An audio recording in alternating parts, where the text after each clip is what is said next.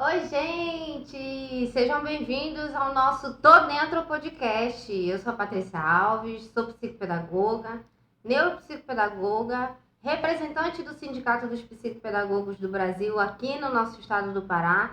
E eu tô aqui com a minha colega de bancada. Rafaela, eu também sou psicopedagoga, tá? Psicomotricista. E estou muito feliz de compartilhar com vocês mais um episódio, né, Patrícia? Isso mesmo, e hoje a gente trouxe uma pessoa muito especial, a Maria Rosilene. Está aqui conosco hoje. Seja bem-vinda, Rose. Bem-vinda, Rose. A gente pode chamar de Rose? Pode, fica à vontade. Fala um pouquinho de você, Rose.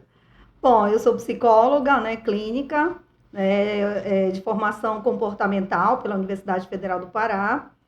Tenho especialidade em saúde mental, né? E sou neuropsicóloga, avaliação neuropsicológica de formação. Trabalho com várias faixas etárias, né, com relação à avaliação psicológica de todas as idades. Só que na avaliação neuropsicológica, a minha especialidade é infanto-juvenil, né? Estou na psicologia há 22 anos, né? Caramba, amor. Tenho 22 anos de formada, já vou fazer 23 já, agora em junho. Um caminho, hein? Muita experiência para trocar com a gente. Ótimo, aqui. vamos compartilhar, né? Tem muita coisa legal, tem umas perguntas que a gente separou aqui para a Rose, né? Mas primeiramente eu queria falar da nossa parceira Tita, que enviou esse bolo maravilhoso pra gente. Gostoso. É um bolo chamado Chocolatíssimo, que tem um sabor intenso de chocolate. Então, para receber bem a Rose, que dispôs aí um pouquinho do tempo dela, Oba. né? Eu vou dar aqui para Rose provar um pouquinho. Obrigada, viu, Tita? Gosto, né? Deve estar com uma cara muito gostoso, viu? Obrigada, Tita, pelo presente. Ó, Tá uma delícia, eu nem provei. acho que a gente não vai conversar, vai só comer. Eu acho. Você que vai fazer aí seu chá da tarde, né? Quer bater um papo com a gente. Na verdade, a Tita Ateliê de Bolos tem tudo a ver com o nosso podcast, porque realmente aqui é um bate-papo, né? É um momento que a gente tira para conversar sobre diversos temas e conversar de uma forma assim, bem tranquila, bem leve, né? Levando informação, entrando na casa das pessoas, né? Para fazer esse bate-papo. Quer um bolo, Patrícia? Eu quero. Claro. Eu queria também falar pro pessoal que a gente tá no... Quem ainda não segue, nos segue no Instagram, né? Tem o Instagram Tô Dentro Podcast. Vocês podem lá seguir a gente, colocar suas perguntas, né? E lá a gente sempre posta os convidados que vêm com antecedência para vocês se organizarem e assistir a gente ao vivo, certo? Obrigada.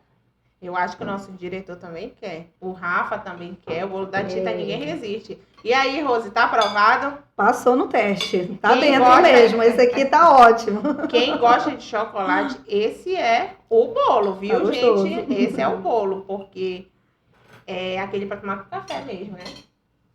Depois de deliciarmos com esse bolo aí da Tita, a gente vai falar um pouquinho sobre a avaliação neuropsicológica, né, Rose? Que é a tua vivência aí, como tu falou, mais de 20 anos, né? Vamos começar falando um pouquinho o que é, né? As pessoas perguntam quando vão, né, o médico fala, olha, tem que fazer uma avaliação neuropsicológica e se assustam. O que é a avaliação neuropsicológica?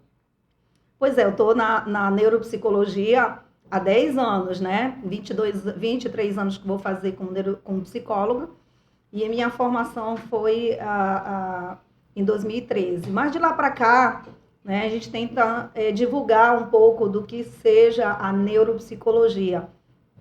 Ela é uma disciplina, né, que tem como um foco principal o conhecimento sobre a funcionalidade cerebral, relacionando com os aspectos tanto cognitivo como comportamental. O que isso significa dizer? Entender o comportamento do cérebro, como ele se manifesta nas questões, nos processos cognitivos, que eu estou me referindo à atenção, memória, funções executivas, processo de aprendizagem e diversos outros fatores, aproximadamente uns 9 a 11 fatores a gente trabalha na neuropsicologia. E esses fatores, como eles se manifestam na questão comportamental, na questão emocional. Então, a gente visualiza essas manifestações cognitivas no comportamento e nos aspectos emocionais. Então, a neuropsicologia é uma disciplina que tem um objetivo de investigar, né? De saber como é que está esse funcionamento. E Rose, e assim a diferença, né? Porque eu acredito que essa profissão do psicólogo, né? Já é uma profissão antiga. Sim, sim. É uma profissão antiga, né? E aí muita gente já sabe tudo, e de certa forma tinha até um certo preconceito, né? Tinha um conceito formado sobre isso, né? Quem precisa é X pessoas e acabava, né? Mas a pandemia veio e mostrou esse profissional de outra forma, né? Então, assim, o que diferencia, assim, vamos dizer assim, em poucas palavras, a psicologia ou atenua, né? Para neuropsicologia. É importante entender que a neuropsicologia, ela é uma disciplina não da psicologia, porque às vezes a gente entende isso. Ela teve como origem várias outras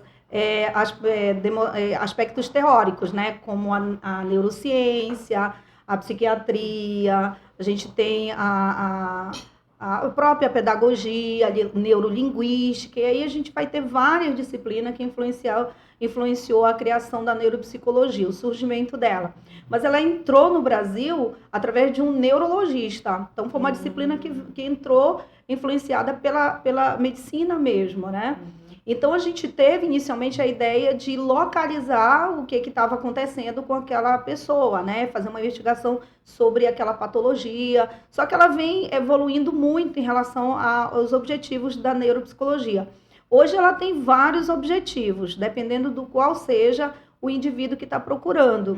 Então, esse diferencial de que inicialmente não é exclusivamente da psicologia, faz com que a gente compreenda que existem neuropsicólogos que podem ser pedagogo, que podem ser terapeuta ocupacional, que podem ser fonoaudiólogos, né? Neuropsicopedagogia, né? Então, neuropsicopedagogia. Então, teve uma influência, né? Isso, não, no que eu estou me referindo é que a neuropsicologia, né, ela é a disciplina que pode ter como esses profissionais. Sim. A neuropsicopedagogia é outra modalidade. Entendeu? Então, dentro da neuropsicologia, você pode ter esses profissionais, tipo fonoaudiólogo, pode ser neuropsicólogo, não fonoaudiólogo, né? É isso. O fonoaudiólogo, ele pode ser neuropsicólogo, o psiquiatra pode ser neuropsicólogo, né? O pedagogo pode ser neuropsicólogo. Então, essa especialidade, ela pode ser utilizada por essas outras profissões, né? Rosilene, eu não sabia. Só explica pra gente, porque quando uma outra especialidade que não é psicologia faz a neuropsicologia, que não pode fazer, né, a questão da clínica, né? Explica um pouco pra gente. A avaliação em si, né? Existem algumas discussões sobre por que a neuropsicologia ela abre para outros profissionais. Mas eu acabei de dizer que a neuropsicologia não é da psicologia. Ela é uma disciplina que veio com influência de vários aspectos teóricos. O que acontece? Como eu vou dar um exemplo de um fonoaudiólogo ser neuropsicólogo. Qual era o desafio dele? É a questão dos testes. A maioria dos testes utilizados pelo neuropsicólogo, eles são restritos ao psicólogo. Então, o que acontecia? Havia muitas reclamações sobre as dificuldades do neuropsicólogo, de outras abordagens, exercer essa profissão. Então, uma questão também financeira, uma série de coisas vieram discutir, e agora os testes que estão sendo lançados, eles não estão sendo mais restritos ao psicólogo. Então, nós temos hoje uma demanda de grandes testes que já são mais, que podem ser abertos a outros profissionais de saúde, né? É claro que o processo avaliativo da neuropsicologia justifica por que ela pode ser uma especialidade de vários outros profissionais de saúde. A gente tem uma impressão, uma divulgação errada, que a neuropsicologia seria só a aplicação de testes. E não é assim que é a avaliação neuropsicológica, né? A avaliação neuropsicológica, ela envolve pelo menos 4 métodos muito importantes. Então, quais seriam esses 4 métodos? a gente tem um dos primeiros, que eu digo que é indispensável na avaliação neuropsicológica, que é o levantamento histórico do cliente, que a gente chama de anamnese. Então, a gente vai ter um processo de investigação da vida, da história clínica, da dificuldade que aquele paciente vem apresentando, a vivência dele diante dos problemas, toda a história dele a gente precisa levantar. Isso não é específico do neuropsicólogo, isso é específico de qualquer profissional da saúde. Ele precisa fazer um levantamento histórico, clínico, da própria queixa do paciente para iniciar um processo investigativo.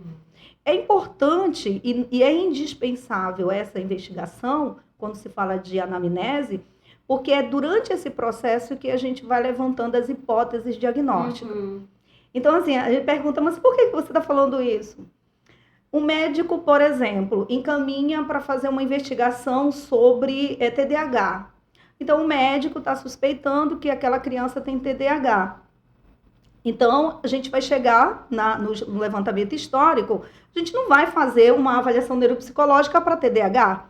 A gente vai fazer um levantamento histórico e investigar quais são as hipóteses diagnósticas que aquele paciente tem, além daquele que o médico encaminhou. Já apontou, né? Além daquele que o médico já apontou, né? Então, pode ser que durante a conversa e o levantamento, aquela família descreve que aquela criança tem muita dificuldade de aprendizagem.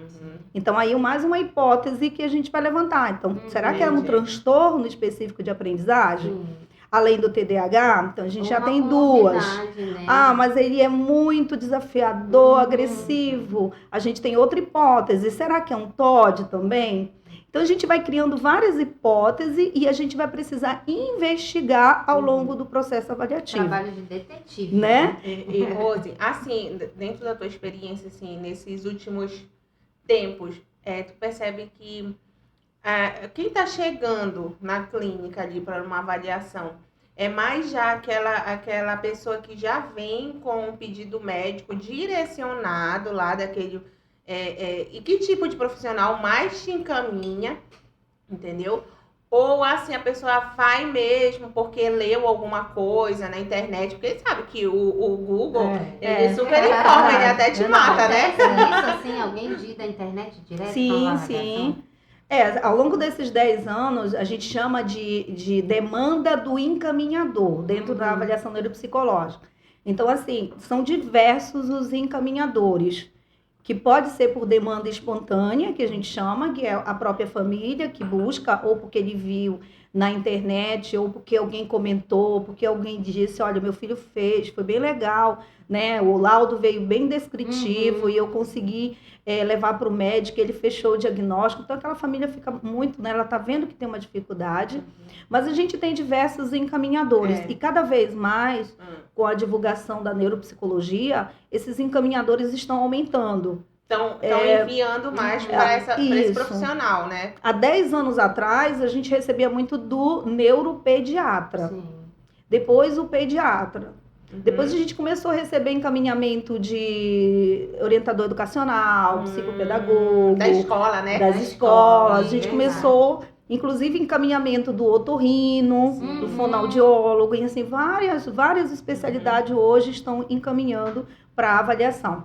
Isso porque eles começaram a perceber que várias faixas etárias, desde o bebê, que pode passar por uma avaliação neuropsicológica, que a gente pode explicar depois melhor, né? Pontuar, né? Isso, e como as crianças de várias idades, a gente chama bebês, a gente classifica por especialidade, né? Então, tem os bebês que são até 2 anos, de 2 a 5 anos a gente chama de pré-escolares, dentro da avaliação neuropsicológica. De 6 aos 18 anos a gente chama de escolares, os jovens, que vão até em torno os adultos jovens, até os 30 anos. Depois os adultos, que vão até 60, os idosos, e ainda tem mais uma faixa etária acima de 70 anos. E Rose, como é que tá essa demanda de adulto? Como é que tá? Eles vão, ou é mais assim, nessa faixa etária de pré-escolar e escolar? Eu acho que é a faixa etária. E a gente já passou do adulto jovem, né? Tu percebeu que a gente já passou do adulto jovem, né? Não, na verdade é o seguinte, a gente recebia muito os encaminhamentos na faixa escolar, que eu acabei de colocar, né? Dos 6 até os 18 anos. Depois houve um aumento significativo dos pré-escolares. E entende que a partir do momento que a gente começa a receber muito a faixa etária, ou começa o desenvolvimento dos estudiosos de vários métodos investigativos. Vão correndo atrás, né? Vão correndo para fazer pesquisas, né? Isso. Aí eles começam a trazer para o Brasil, a gente tem muitos testes fora do Brasil. Sim. E aí eles começam a trazer para o Brasil esses testes, eles vão padronizar, existe uma explicação muito para isso, a padronização, eles fazem a pesquisa em várias áreas do Brasil, né? E eles constroem as tabelas que vão ser referência para a gente poder investigar com aquele paciente que a gente está trabalhando. E eles padronizam ou normatizam, entendeu? Existem situações em que eles só traduzem o teste para o Brasil e outros que eles padronizam onde realmente vamos utilizar. Então, assim, a gente teve uma procura muito grande nos últimos 5 anos de crianças, eu tô me referindo aqui na região metropolitana, né? De crianças nessa faixa etária de 2 a 5 anos. E houve, aos 3 anos, um aumento significativo de instrumentos, e como eu falei, instrumento entrando no mercado, não mais restritos para os psicólogos, Isso né? é bom, né? Muito bom, porque acaba abrindo espaço para outros profissionais, né? Sim. E é uma coisa muito importante que a gente precisa entender, que a neuropsicologia, ela faz parte de uma equipe multidisciplinar. Exatamente. Isso é uma coisa que a gente precisa repetir muito, porque muitas vezes o profissional, ele entende que só ele vai dar o diagnóstico, e não é verdade. Com certeza. Ele faz parte de uma equipe e que, por fazer parte de uma equipe, ele precisa escutar os outros profissionais, né? Exatamente. E eu acho interessante também quando tu coloca que nos últimos anos estão indo bebês, né, para avaliação neuropsicológica. Mas justamente por conta do que a gente tem recebido muito de informação, quanto mais cedo, melhor, né? Isso. A gente sabe como o cérebro funciona, então a Rose pode aí realmente falar a capacidade que a criança tem ali naqueles primeiros anos de vida, Isso. né? E tem que ser.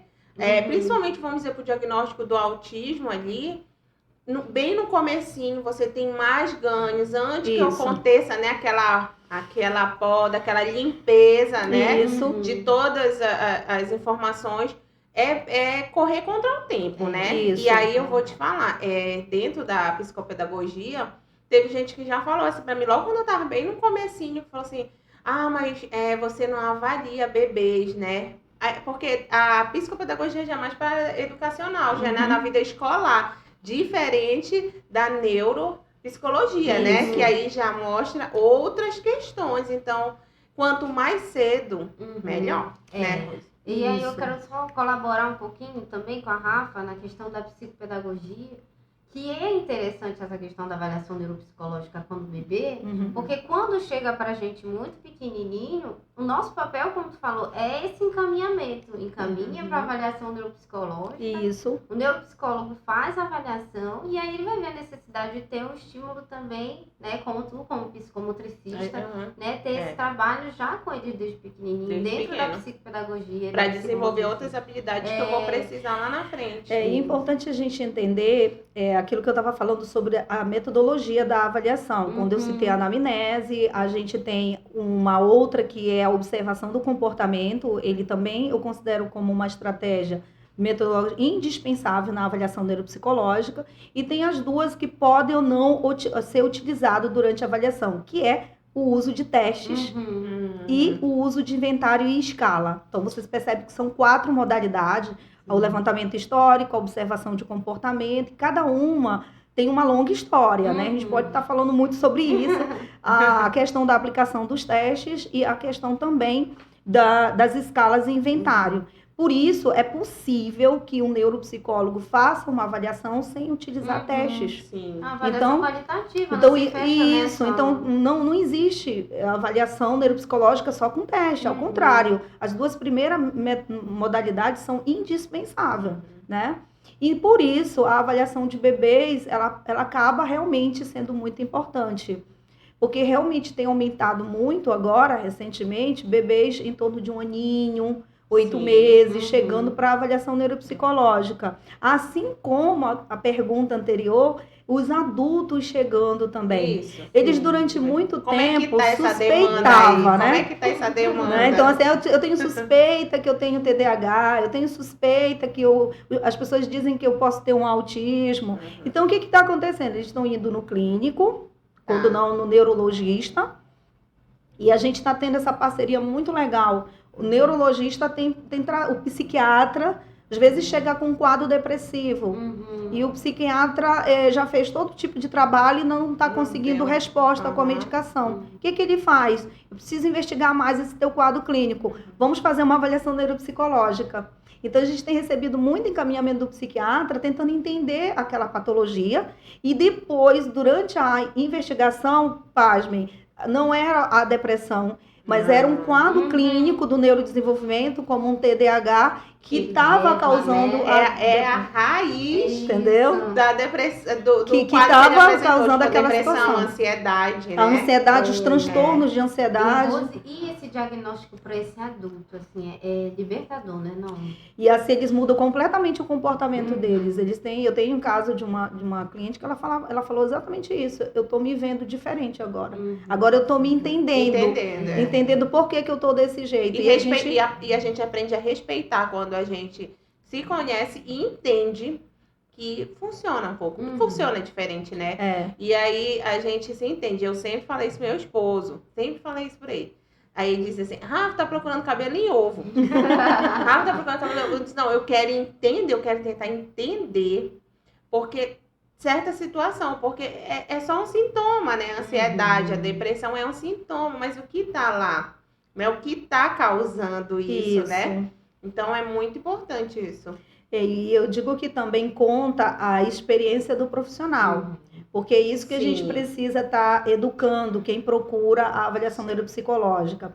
Não é qualquer profissional que vai fazer uma avaliação de qualquer idade. Não existe isso, né? Hoje eu estou trabalhando com orientação de neuropsicólogos recém-formados. Né? Eu sou supervisora. E uma das primeiras coisas que eu trabalho com esses profissionais é a identidade profissional. Quer dizer, qual é a tua experiência prática que você tem? Então, na maioria das vezes, eu tenho experiência com os escolares, com 6 a 18 anos. Então, tu vais iniciar a avaliação neuropsicológica com essas crianças, essa clientela. Por quê? Porque você tem experiência clínica prática. Você já faz avaliação psicológica com essa faixa etária. Tu já tem uma percepção e um conhecimento prático com essa idade. Então, você vai ter muito mais possibilidade de trabalhar e depois você vai se estender. Por quê? Porque eu preciso estudar. O neuropsicólogo, com qualquer profissional, ele precisa estar constantemente estudando. Eternos estudantes. São 22 anos que eu leio todo dia. E eu tenho certeza que eu não aprendi, né? Tem que estudar. Então, às vezes, o colega está recém-formado e ele quer abarcar tudo. E não dá. Humanamente, não dá. Tem que ter um nicho, né? Imagina assim, eu vou trabalhar com uma criança, com um bebê.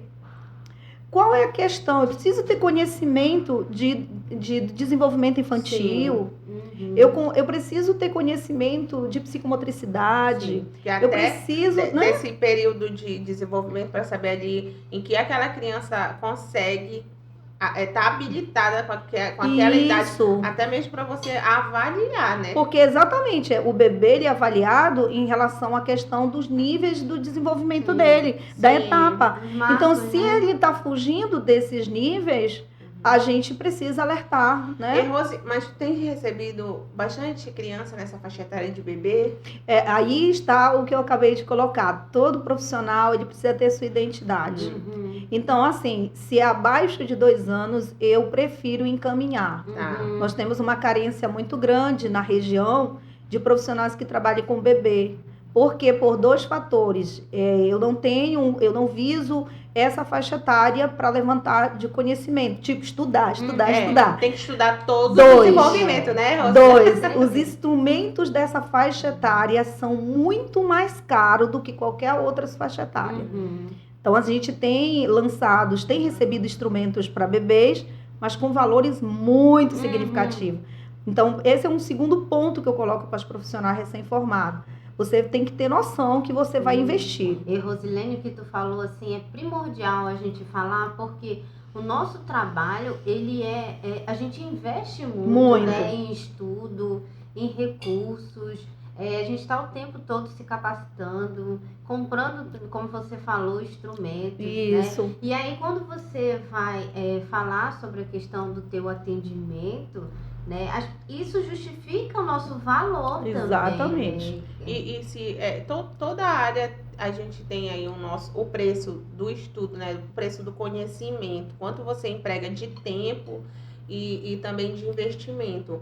Mas eu digo mesmo que a parte da neuro é estudar mesmo, porque a gente vai mergulhar numa máquina chamada ser humano, né? Exatamente. E tem muito isso porque, assim, muitos profissionais simplesmente aplicam um teste e diz que está fazendo avaliação neuropsicológica.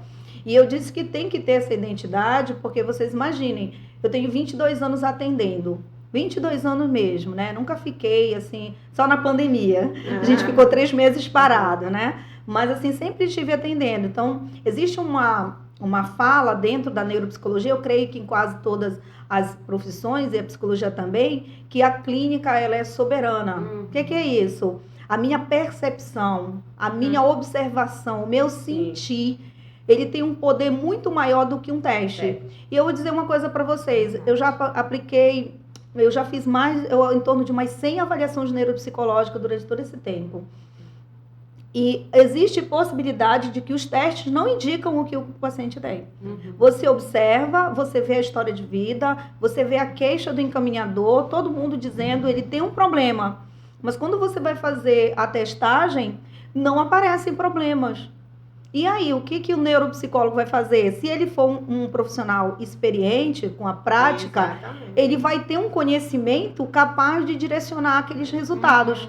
Então, se não tem experiência, ele vai dizer que esse paciente não tem nada. E ele vai perpetuar um sofrimento para aquela pessoa. Então, isso é muito, muito delicado. Né? Então, a gente precisa estar realmente educando quem procura um neuropsicólogo. Né? Então, a gente percebe, assim, não criticando, mas é importante, como eu sempre falei para Patrícia, né? É importante a gente pontuar também essas dificuldades que a gente tem de encontrar bons profissionais, sabe? Até mesmo, porque nós recebemos uma mãe aqui, né? E ela falou assim, olha, eu sinalizei para profissional que tinha alguma coisa que não estava legal no meu filho. E eu percebia como mãe, porque eu convivia com ele 24 horas. E aí a profissional falava, não é nada, né? E aí ela disse isso, que ela ficou muito tempo. Não, tem alguma coisa. E conversava com o esposo, então...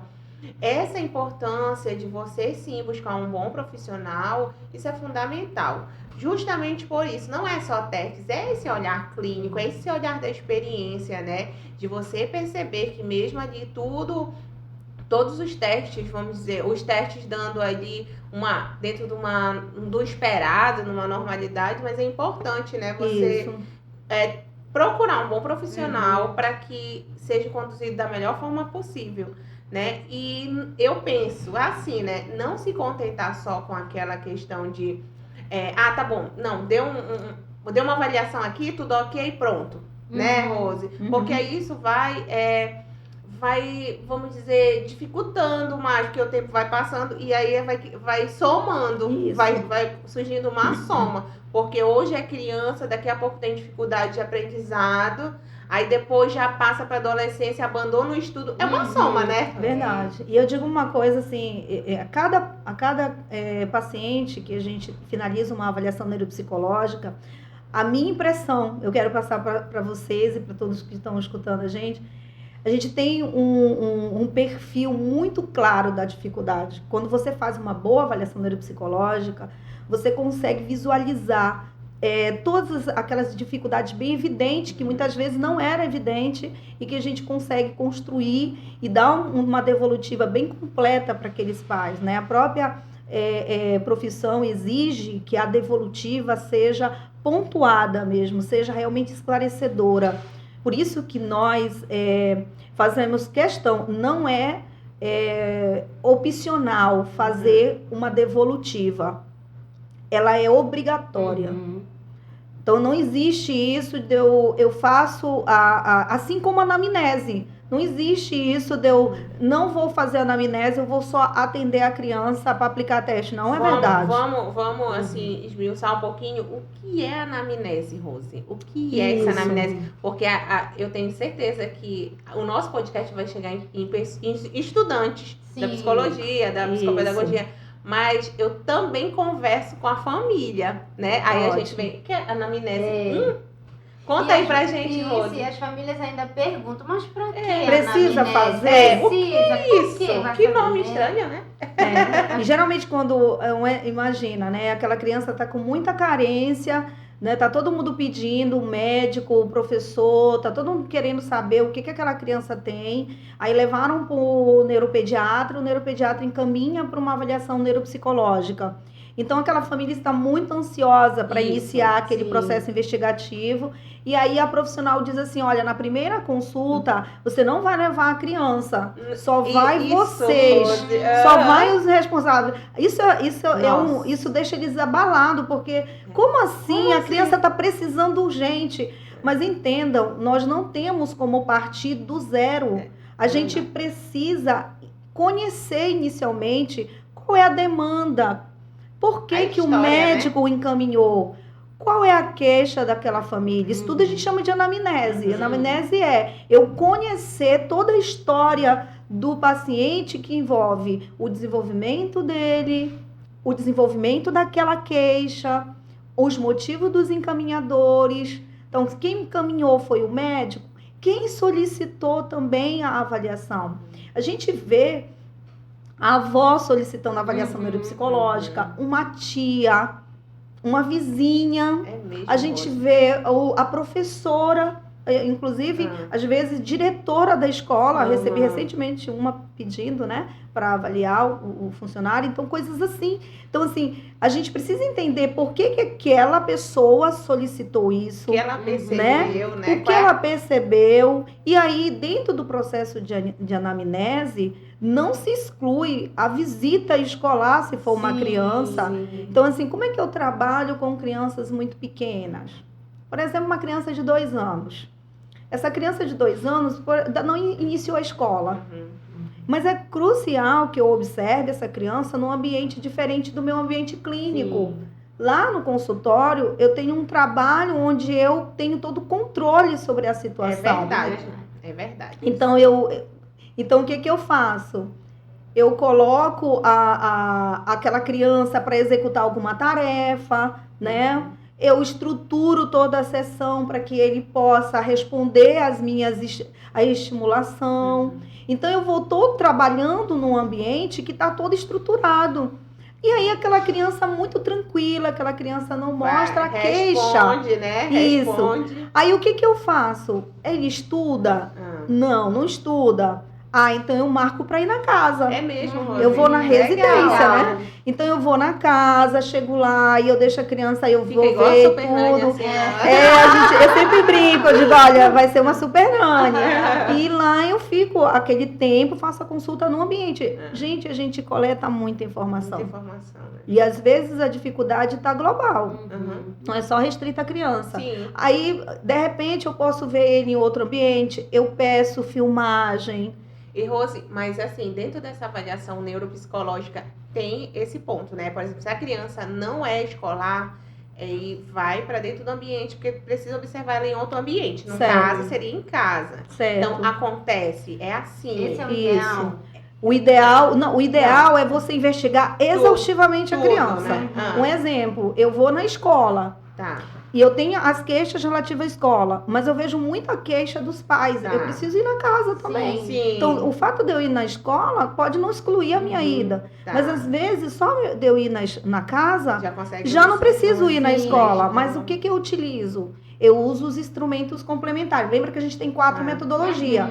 Então, eu tenho os testes e tenho as escalas e instrumento. Então, eu passo exaustivamente os instrumentos complementares. Rafa, só um minutinho que a gente está aqui ao vivo no Instagram e aí enviaram uma pergunta O psicólogo ou o neuropsicólogo pode emitir laudo?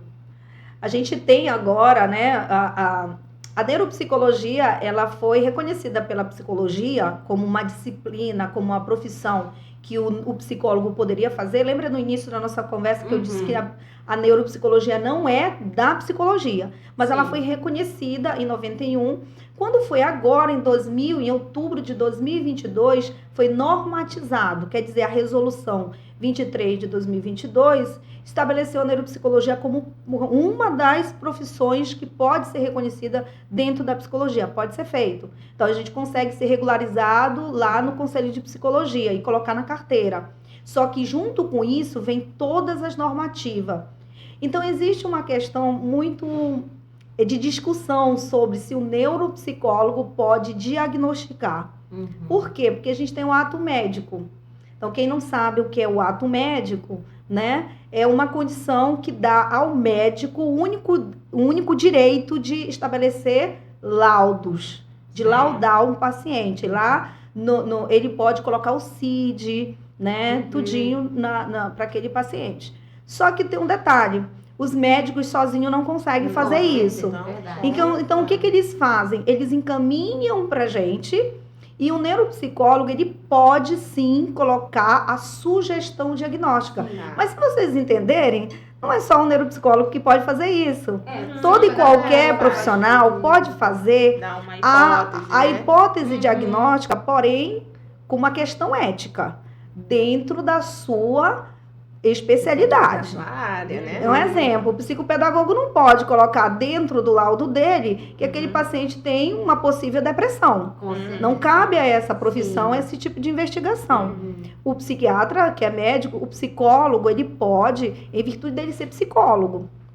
Então, ele pode colocar uma hipótese daquele paciente ter uma suspeita de uma depressão, de um transtorno de ansiedade, ele pode. É domínio desse profissional também investigar esse tipo de patologia, né? E por isso que a neuropsicologia, ela pode sugestionar hipótese variável. Por quê?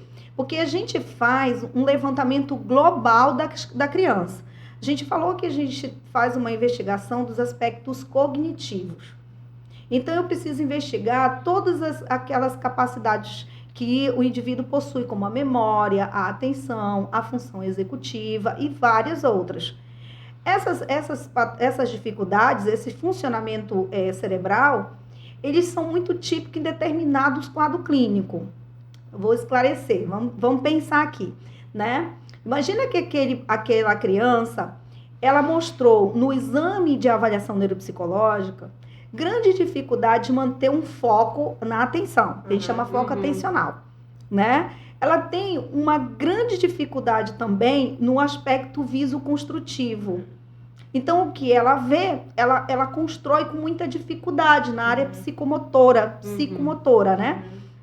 Ela mostrou também muita dificuldade de processamento linguístico na memória de curto prazo. Vão guardando essas informações.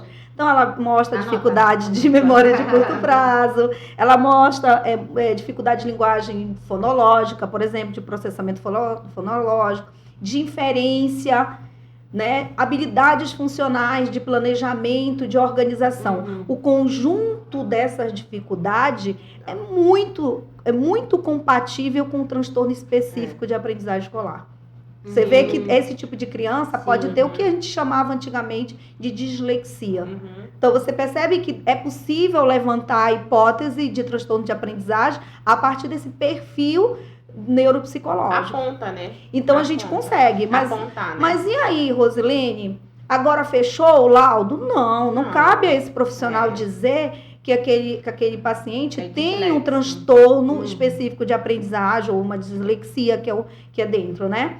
O que ele precisa fazer? O encaminhamento. E aí entra o fator principal. A gente vai encaminhar para aqueles profissionais que são cruciais para nos ajudar no fechamento da hipótese. É um trabalho multidisciplinar. Eu vou complementar a avaliação de outro colega também. E o que acontece? Eu vou encaminhar para quem? Para o psicopedagogo. Eu vou encaminhar para quem? Para o fonoaudiólogo. Olha como vai, né? Aproveitando assim essa pergunta que veio do Instagram. Então, tem algum algum ponto, assim, alguma dificuldade, algum transtorno, alguma questão de comportamento, assim, comportamental, que eu posso dizer assim, ó, isso aqui só o neuropsicólogo consegue, Sim. tem?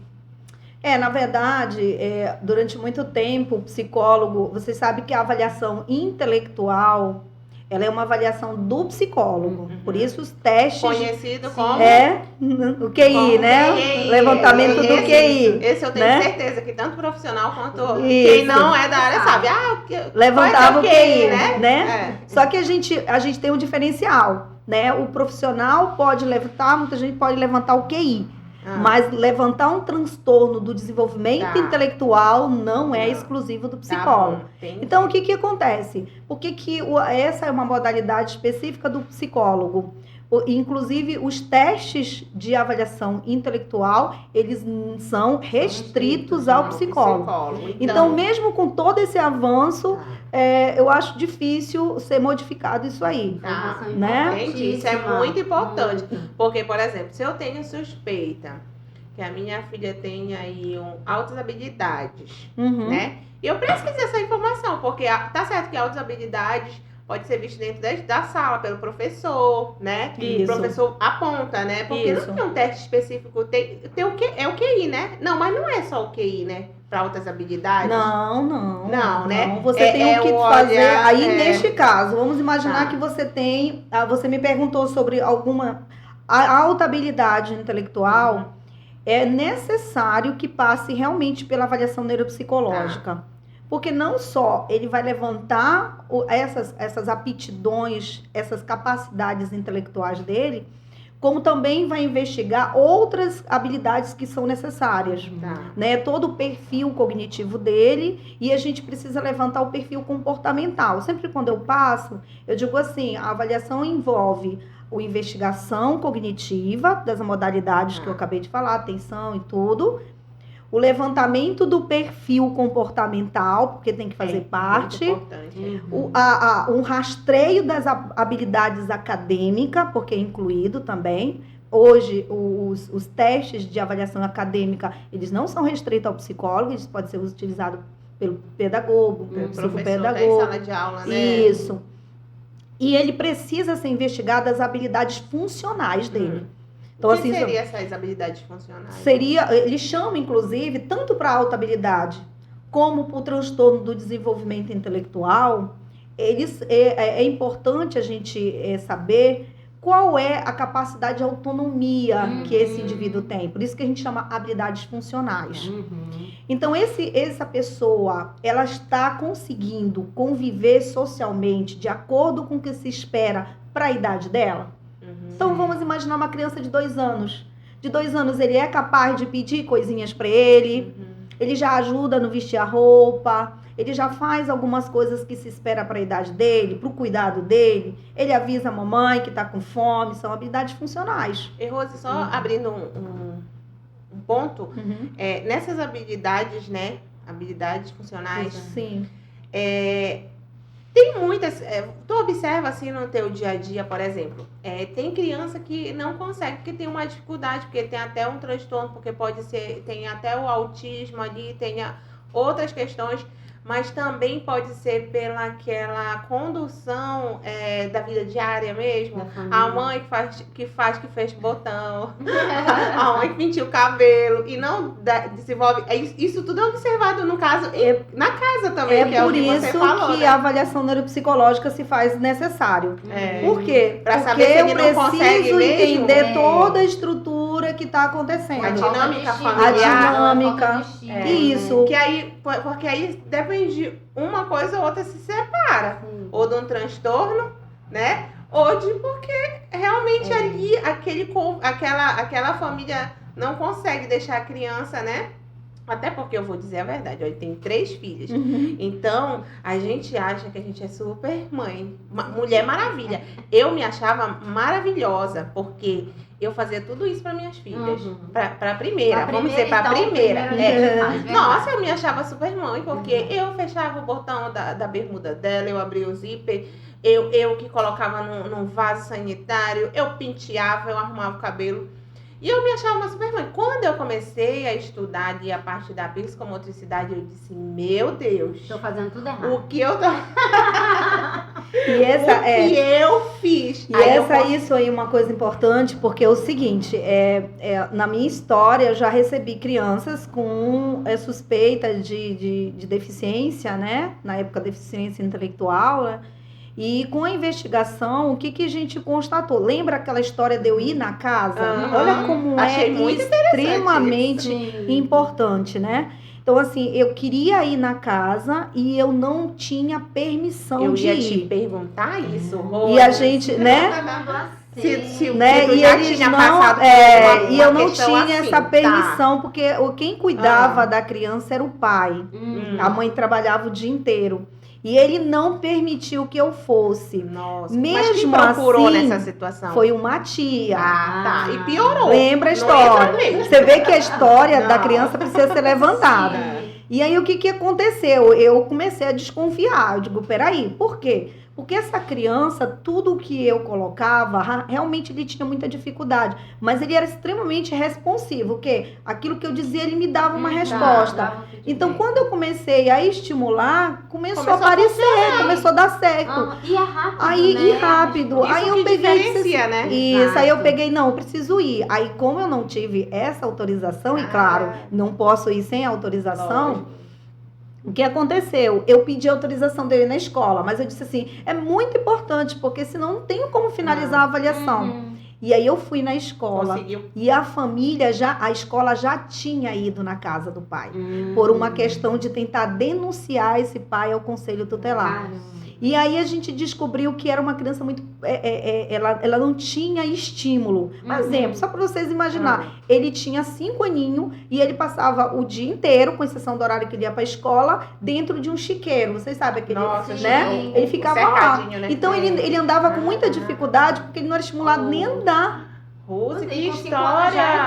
grande, Né? Pra tá dentro E aí foi Não, legal, porque que que real. ele foi encaminhado para uma pediatra muito boa e ela suspeitou que tinha alguma coisa e ela mandou para Rosilene. Eu achei bacana. Ela mandou para mim. E eu fui investigar e descobri que realmente a criança tinha um atraso no desenvolvimento por falta de Por conta de estímulo. estímulo. E ele já estava evoluindo para um possível deficiência intelectual, porque ele não era estimulado. E aí o que Cérebro, né? aconteceu? Logo depois do desfecho, o pai tinha um tumor cerebral e ele veio a óbito, né? Olha só, sabe o que acontecia, a gente não tem noção. E a mãe tinha um quadro depressivo. E aí o menino ficou com a tia. Com 3 anos, esse menino evoluiu 3 vezes o tanto que ele tinha que ter. Porque evoluído. importante colocar, Foi porque uma não havia coisa- um transtorno, não havia havia falta de de estímulo. estímulo. Olha a investigação, assim, Então, assim, tu fora já- do ambiente não- clínico, É da muito clínica, sério, né, Patrícia? Muito Uma avaliação que demais. você não pode chegar e aplicar um teste e dizer tá tudo bem, Exatamente. sem saber o que está Não, acontecendo. Ó, exatamente. viu que a vida da criança. Podia, a jogo. Rose aí, vamos dizer, sem essa expertise, sem um comprometimento com o caso, podia colocar e ia dar rebaixamento de um monte Tudo. de Aí eu área. ia dizer Aí que tinha uma dava um deficiência papel. intelectual e pronto. Pronto. Dava um papel, pronto, leva e a criança ia continuar vivendo Isso, assim. gente. Olha Então a são importância, coisas né? que a gente fica muito feliz. E eu passo isso para as colegas que estão se formando agora. Vocês precisam ser. Nós somos investigadora. Isso. E a gente não pode, por exemplo, a gente liga para médico. Os Uhum. médicos hoje já recebem a nossa Procura, ligação. Olha, eu tô na profissão certa. A gente liga para os profissionais, a gente liga para a escola, a gente tem que entrar em contato com todo mundo, tem que ser humilde. Pensar Sim, sobre, Tem né? nada de Rose? pensar sozinha, tem que pensar Exatamente. juntos, Construir né? boas relações. Exatamente. Porque a gente também entende, né, que Eu- é um outro profissional ali dentro Que da tá num área conjunto, específica. né? Exatamente. Eu E a gente tinha- tá num grupo pra eu se tinha ajudar, até- né? Eu tinha até anotado aqui a Uhum. questão dessa parte da avaliação, que era essa observação do comportamento, que era justamente para te fazer essa pergunta, se em Isso. algum momento esbarrou com alguma família que te disse, não, na minha casa não, Uhum. porque em casa a gente mostra quem realmente a gente é. Né? Agora, claro, quando vem uma pessoa, quando vem a visita, a gente esconde a bagunça. A gente arruma os brinquedos. Então, assim, se é uma visita programada, né? Por isso a importância do olhar profissional. Clínico. Porque tu Sim. pode até guardar bagunça, mas como ela é uma investigadora do comportamento, né? Nada fácil. O olhar. Olha, um É exemplo, uma treinado. escola que eu fui. uma escola que eu fui, eu tive muita dificuldade de receber autorização para ir nessa escola. A gente fica, às vezes, meio decepcionado, Sim, porque a gente sabe que é total. uma necessidade de todos. E ela colocou muita dificuldade, mas até que o pai exigiu e ameaçou a escola que eu Como é precisava que pode, ir. né? Uhum. A E gente- eu fui. E foi interessante o que você colocou agora. Eu cheguei, a escola aparecia profissionais, tipo assim, eram, vamos supor, 9 alunos, tinha 7 educadores dentro da sala. Nossa. Horas. Nossa. Hora 7. Tudo Aí, limpinho. né, aí eu vi tudo aquilo, só que assim, eu tenho a mania de, eu falo com alguém no telefone, eu anoto o nome, eu anoto. Uhum. E aí eu comecei a ver que parte dos nomes que eu anotava estava sendo tocado durante lá. Ah. Quer dizer, era nome de diretora, de Ah. vice-diretora, de Uhum. coordenadora, tudo.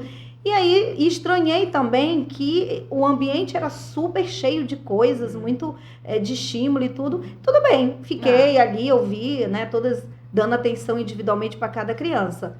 Mas eu estranhei aquilo. Veja que eu comecei a pensar, uma sala de aula, mesmo assim que seja privada, ela tem condição de botar 2 auxiliar, mas 6 auxiliar é muito dinheiro, né?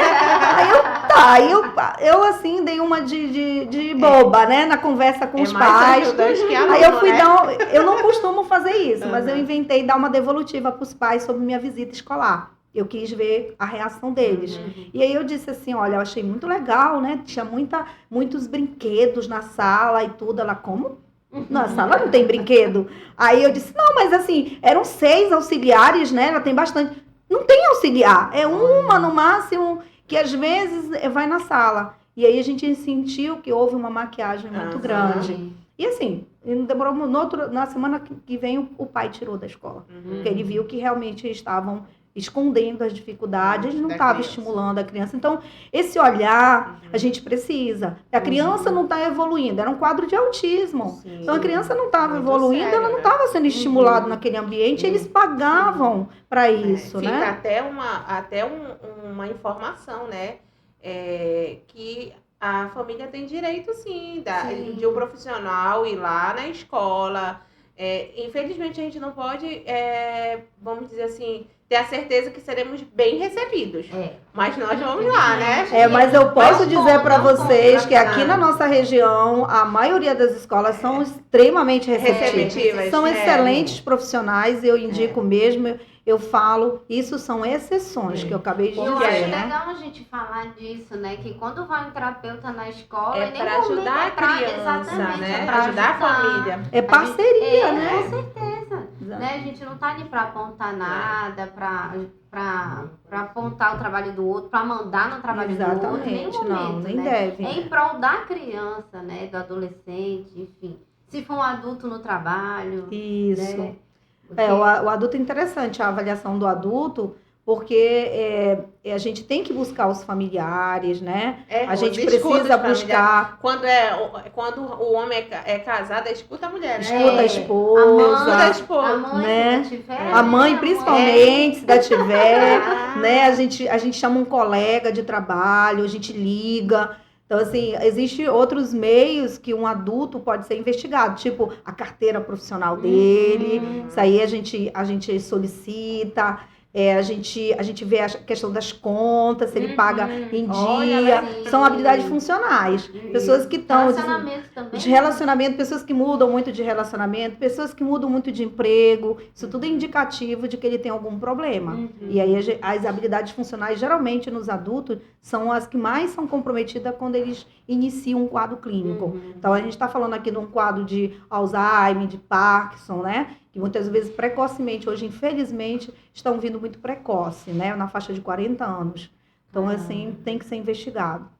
Essa questão do adulto é interessante mesmo, porque quando a gente vai amadurecendo, vai trazendo estratégia, né? Porque a questão do amadurecimento faz com que a gente crie nossas para aquela estratégias. dificuldade. Exatamente. Aí acaba mascarando também. Rose, até criança mesmo.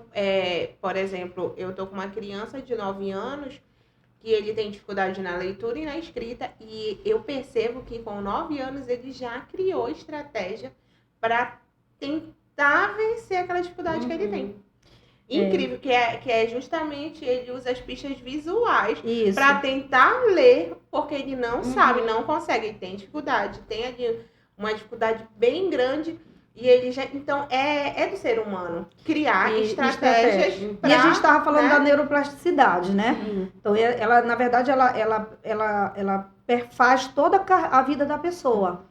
Antigamente dizia assim, a pessoa tem perdas neurológicas, neurônios, né? As podas sinápticas que a gente fala que são as janelas, né? Que ocorrem por volta de 3 anos, depois no início da adolescência. E também a gente tem umas mudanças muito gritantes a partir dos 30 anos, né? Que começa a poda, já começa mesmo, acelera mesmo. Aí é um aceleramento mesmo, né? E então, a gente precisa, uma coisa assim que eu sinto muita falta, e eu acho que esse espaço aqui é bem legal, é assim, eu sempre me pergunto, cadê os autistas pequenininhos que já ficaram adultos, que já ficaram jovens? Sim.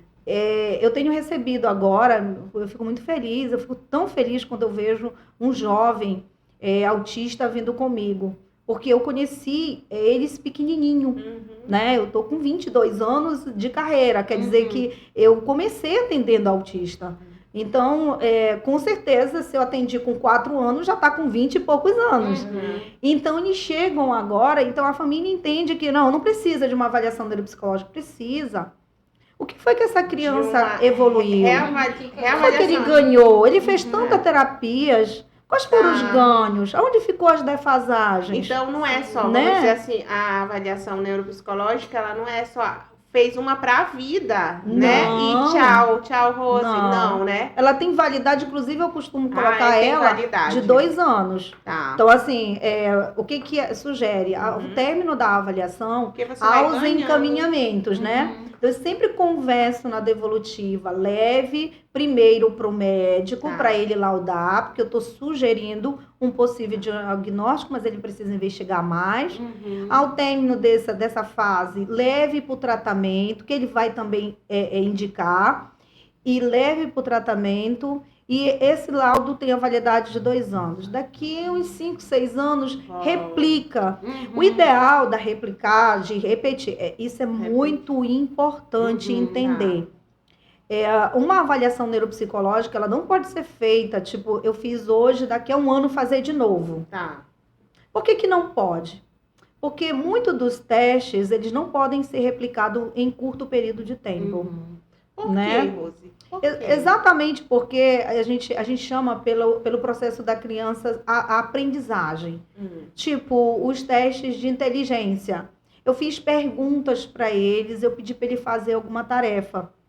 Daqui a 6 meses ele vai repetir aquele teste, ele já passou por uma experiência inicial com aquele teste. Ele pode lembrar. Ele vai lembrar. Tá. E os resultados, ele vai ser contaminado. Então, o que está acontecendo que deixa, às vezes, a gente muito triste, né? Alguns familiares levam a criança para um profissional fazer a avaliação neuropsicológica. E eles são profissionais não tão capacitados, que ainda, né, precisam ganhar mais experiência, etc. E faz de qualquer jeito a avaliação. Aplica 2, 3 testes, que não é verdade. A gente aplica uma bateria bem extensiva. Bem grande, né? A avaliação neuropsicológica envolve em torno de 30 testes, mais ou menos. E aí aquela pessoa aplicou uma bateria e mais um teste e diz que fez a avaliação neuropsicológica. Só que os médicos já estão sabendo. Eles já estão recebendo os nossos laudos já tem um tempo. Então já sabem. Eles já sabem. O que acontece? Quando chega lá com eles olham, eu não quero essa avaliação. Eu quero que você vá, procure outra profissional, às vezes até indica. Vá com a Rosilene, por exemplo. Rosilene vai fazer essa avaliação, porque eu já conheço o trabalho dela. Aí eles ligam para mim. Detalhe. Contaminou a metade dos testes, mexeu. Só que assim, e aí? Eu não tenho muita dificuldade, porque eu sou uma pessoa que invisto muito. Então eu tenho uma bateria mais extensiva de teste. Mas uma outra colega pode ter dificuldade, ela pode não ter possibilidade de ter uma bateria tão extensiva. Tipo, eu tenho para avaliação intelectual, pelo menos 5 tipos de testes de avaliação intelectual. É verdade que eu não vou poder mais aplicar o VISC, por exemplo, se aquela colega aplicou, porque ele não pode ser replicado pelo menos um prazo de 1 ano, né? E aí, o que eu vou fazer? Eu vou entrar com uma outra bateria. Tem baterias modernas, como o Som R, que agora está de 6 a 40 anos, foi lançado esse ano. Então, eu já posso utilizar. Só que o VISC, ele é a bateria de padrão ouro para investigação intelectual. Então, mesmo que eu tenha uma outra avaliação, a minha avaliação vai ser prejudicada de qualquer jeito. Então, quem Pois sai é. prejudicado? É. Sai prejudicado a criança, Sim. sai Família. prejudicado a família e sai prejudicado o profissional que vai replicar aquela avaliação. Então, a gente vai precisar fazer uma avaliação mais extensiva, com prejuízo seja, maior. Ou seja, mais ainda o reforço, né, para a gente colocar aqui, mais um reforço, procurar um profissional mesmo capacitado, né, um profissional mesmo, a gente tem que procurar mesmo. É mais uma questão, porque eu ia te falar isso, que eu vi um caso recente, né, e tem essa questão, deu lá uma hipótese, deu um apontamento para avaliação neuropsicológica, que todos os outros da equipe multidisciplinar Não concordo. não concordam, vejo assim, algo Uhum. gritante, entendeu? E aí, o que faz? Eu fiquei pensando essa semana, e aí? Eu direciono essa família, tem um ano. Já dá pra repetir, Já né? dá, já dá. Então pronto, já aprendi isso hoje, já aprendi isso agora. Já. Eu sinalizo a família para refazer isso, porque não tem condição. Ou eu guardo aquela informação. Então, hoje eu aprendi isso com a Rose e já vou colocar em prática, já anotei aqui. E eu quero só enfatizar que a gente está falando da neuropsicologia clínica. Sabes que a gente tem modalidades como a neuropsicologia hospitalar, organizacional, que está saindo agora, Ela vai do voltar. esporte, A né? Rose vai voltar, porque tem Então, muita o que coisa acontece? Aqui, Porque essa questão da replicar teste, eu estou me referindo em relação à clínica, mas vamos supor no hospital. No hospital é importante para fazer o quê? Um planejamento sobre um processo cirúrgico de um paciente. Então ele vai fazer uma avaliação neuropsicológica hospitalar, o tempo é menor, a quantidade de testes é menor. E aí o que acontece? Aquele profissional, depois que aquele paciente passa pelo processo cirúrgico, o neurologista pede que repita o teste. Por quê? Ele quer saber se as áreas que ele mexeu ficou comprometida. Entendi. E aí ele vai replicar. Só que, claro, existem metodologia, estratégias que são aceitáveis, não é qualquer teste. Quantas sessões, Rose, para uma avaliação? Isso. É por idade? Não, por tal idade são mais ou menos tantas sessões. Quantas sessões, assim? Pois a gente fala de números mínimos. O máximo, dificilmente a gente tem estabelecido. Mas, assim, uma avaliação clínica, de neuropsicologia clínica, menos de 6 não traz informações. A gente estabelece pelo menos 6, né, mínimo. Eu acho muito pouco para 6. Eu trabalho com 8 agendamentos, tá? E eu já digo que é o mínimo. Mas tem colegas que chegam a fazer 15 avaliações e chegam até a ser um pouco mais, 16 avaliações. Por quê? Porque ele vai na escola, porque ele vai em casa, porque ele faz toda uma investigação bem exaustiva. Claro que a quantidade de sessões interfere no valor da avaliação. Isso, né? Então, claro, quanto mais sessões aquele profissional for fazer, mais instrumentos ele vai precisar utilizar, o custo será mais alto. Hoje a gente consegue com facilidade essas avaliações através do plano de saúde, ou hoje tu vê que a demanda é mais particular mesmo por conta de limitação mesmo? A gente tem algumas instituições do Estado que está oferecendo, eu sempre digo, um rastreio neuropsicológico, tá? Porque as colegas não têm possibilidade de fazer uma avaliação extensiva, como, por exemplo, eu faço no consultório. Não dá, né? Não tem também um instrumento também que a gente tem, e também a demanda é muito alta. Então, não tem como ficar fazendo 12, 15 sessões. Precisa ser bem mais rápida. Mas essas instituições, elas têm uma fila absurda. Nós temos alguns planos de saúde, por questões jurídicas, estão sendo obrigados a oferecer a avaliação neuropsicológica, mas eu sempre digo, é o rastreio neuropsicológico. Então, não é a mesma coisa, Gostei, né? gostei. Não tem, né? Não tem as colegas que pode fazer, pode entrar em contato comigo, se achar que eu estou falando alguma coisa, porque eu falo aquilo que eu tenho muita segurança e certeza. Porque eu sei como é uma avaliação extensiva e que, assim, eu uma colega, né?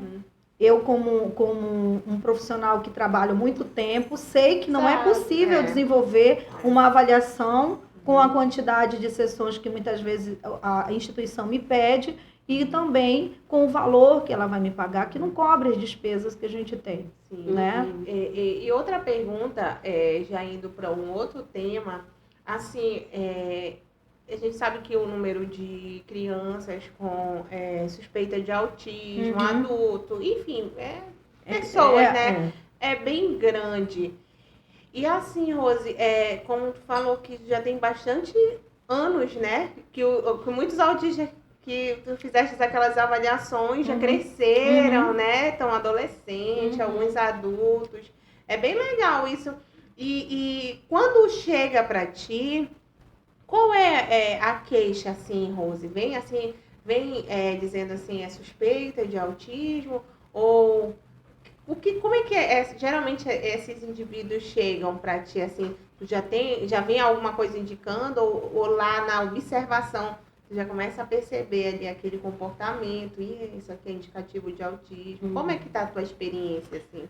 Na verdade, eles chegam, quando é a demanda deles, eles vêm com outra queixa.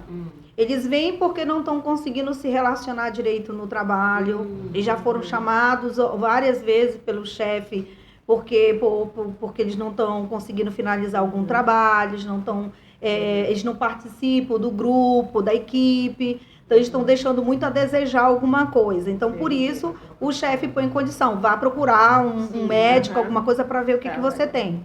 Mas que ele sabe que ele é estranho e é esquisito. Ponto número 2, o médico, por exemplo, eles procuram um médico e há uma suspeita de um transtorno de ansiedade, de uma depressão e tudo, mas o médico não consegue visualizar que seja só isso. Ele suspeita que tem alguma coisa junto, né? Algum quadro clínico como comorbidade. O que ele faz? Ele encaminha para avaliação neuropsicológica ou por iniciativa da família. Por ver o comportamento dele muito, muito restrito, muito isolado, né? Preso muito a determinadas tarefas. E, Rose, já aconteceu também de você estar avaliando a criança e a família se identifica com aquilo que a criança Grande parte das vezes. Igual pai, né? Inclusive, quando a gente está fazendo a devolutiva, ele sempre diz, Rose, eu vou voltar, porque eu quero fazer a minha avaliação, ou fulano vai... né? Então, tem isso também. E eles chegam com essas demandas, geralmente vem do médico ou deles próprios. Quando a gente está fazendo a avaliação deles, aí eu começo a suspeitar a possibilidade, lembra da história da anamnese. A gente vai levantar e aí a gente começa a suspeitar que tem algumas outras hipóteses que a gente levanta, e dentre essa, a possibilidade de ser o quê? Uma ansiedade social, uma fobia social, um TEA, viu? As hipóteses aí a gente vai testar. E a gente vai investigar. E aí chama os familiares, uma série de coisas. Tem essas perguntas que são feitas na anamnese, que é essa entrevista, né, Rose? E assim, tem a parte psicológica, a tua parte psicológica, que tu és da psicologia. Isso. Tu percebe que às vezes as pessoas tentam camuflar? Demais, né? Tipo, a mãe que faz todas as vontades. Já justifica, né? comportamento. Isso. Até assim, já aconteceu comigo. Foi muito engraçado. Eu sentei com a mãe e com o pai. Aí, as perguntas, né? Aí pergunta tal coisa. Aí o pai, muito. Aí a mãe, não. Aí tá, né? Tá. Faz isso por causa disso. Vamos pra segunda. Aí tá. Aí o outro, a mãe, sim. Aí o pai, não. Rose do céu. Meu Deus. Eu disse, meu Deus, calma. Eu preciso uma percepção aqui. Tenho que verificar porque era assim. Aí a mãe, não. É sim. Não. Porque eu acredito que são visões diferentes, né? A mãe que geralmente fica com a criança assim no dia a dia. O pai que sai para trabalhar, então o que bate ali de frente é uma situação mesmo que só o olhar mesmo, estudar muito, o profissional estudar bastante, né? Perceber e para poder fazer o caminho. Isso é um perfil do psicólogo, né? O psicólogo ele precisa ter esse olhar para entender essas relações que estão ali. Então, você vê que a própria profissão contribui para a especialidade que a gente tem.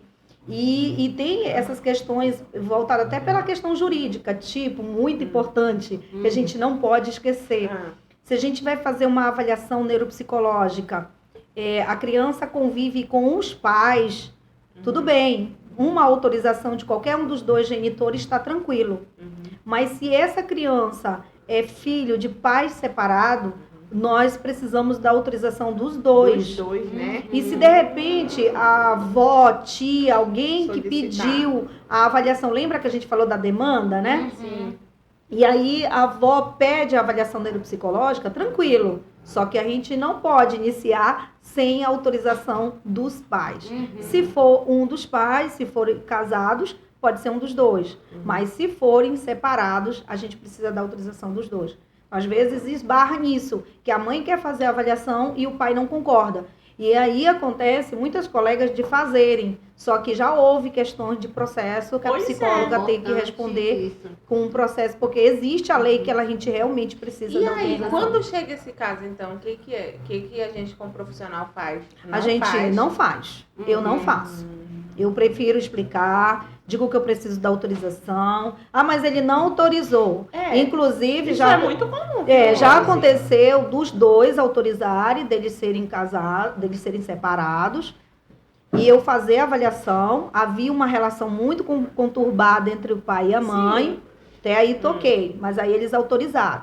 Eu fiz a avaliação. Quando eu entreguei o relatório, a devolutiva, na devolutiva a mãe me pediu e exigiu que eu não entregasse o laudo para o pai. Entendeu? Que eu não entregasse. Só que assim, a gente sabe dos direitos da criança, estatuto, todo profissional tem que saber disso, né? E a gente sabe que todos os dois têm direitos iguais. Então, a ideia foi, o pai me ligou. Doutora, cadê o laudo do meu filho? E eu não escondi. Olha, infelizmente, eu não recebi a autorização, porém, você tem direito. Eu sou muito destruir. Você tem direito, eu só quero que você me dê um respaldo. Mande por escrito me pedindo, que aí a lei me ampara. E aí, com o fato dele me mandar, ele na mesma hora mandou pelo e-mail e eu mandei o laudo. Só comuniquei ela que ele pediu por escrito e eu fui obrigada a mandar o laudo. Já viveu uma situação dessa? Interessante, a gente precisa estar. Eu vou fazer um parênteses aqui, a gente recebeu Gente, um mas presente. vocês comem. Ai, que bom. Que nada, Rosa. Vocês estão fazendo eu comer, né? Nós Olha, recebemos um presente. Enquanto aqui. isso, a Olha Rosa que legal. conclui o bolo. Rose, fique à vontade enquanto a gente fala. olha, gente, eu não sabia que o tô dentro era isso aqui também. Tá? Tô dentro, mas É um lanche da tarde. Nós estamos lanchando com vocês aí em casa também. É Então bom. a gente recebeu esse presente aqui da pizzaria Degustatore. Né? Obrigada aí, Degustatore. Quem quiser, a pizzaria. Recebemos uma pizza mista aqui com borda de cheddar. Meu Olha Deus. que delícia, gente. Olha, não sei se Olha, dá pra tá vocês provado. gostando aqui, viu? Não sei se dá pra vocês verem, mas ela tá com uma carinha. Eu vou já comer. Enquanto a Rose fala, a gente come, né? Rafa? exatamente. Deixa a Rosa comer, bora. Não, deixa a Rose falar. Muito injusto Eu isso, amo viu? demais a neuropsicologia e eu não quero parar de falar, Não, né? Rosa, deixa a gente falar, come o bolo, Rosa. não. É Mas, injusto isso, viu, eu Patrícia? queria falar também do Instagram deles, né, Rafa? Isso. Pizzaria Degustatore, @degustatore _OFC. Tô olhando aqui a colinha. É pra daqui falar de pra Ananindeua? vocês. Daqui de Ananindeua, quem for por aqui das redondezas da Cidade Nova. Funciona a partir de que horas? A partir das 4h30. Olha, né? Faz cedo. Com a partir das 4h30 vocês podem solicitar, entrem lá no Instagram. Então já deles. pode, né? Já pode pedir, eles já estão fazendo Já tão entrega. entregando. Entrega. Pronto. Tá? E fica à vontade, Rose. Ai, que E bom. Rose, eu queria te fazer uma pergunta ainda nessa linha. Tá E ótimo. quando os pais são separados, você faz a anamnese separada também? Eu dou preferência, eu primeiro investigo com quem a criança ficou, mais precocemente. Na maioria das vezes com a mãe, mas existem situações em que a criança foi morar com o pai. Mas assim, na maioria das vezes, os instrumentos, eu dou prioridade para a mãe, para fazer o primeiro encontro com a mãe, e eu marco uma consulta com o pai, separado.